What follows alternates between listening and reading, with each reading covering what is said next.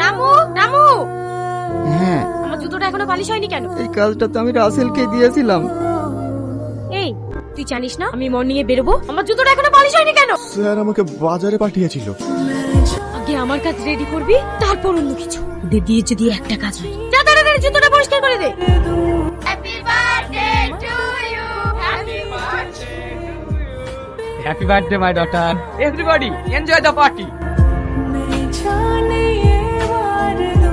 এই রাস্কেল, তুই সারা জীবন ইনকাম করে এরকম একটা জুতো কিনতে পারবি না। কি সব কাজের লোক রাখো? কি হলো এখনো দাঁড়িয়ে আছিস যে? জুতোটা মোচ।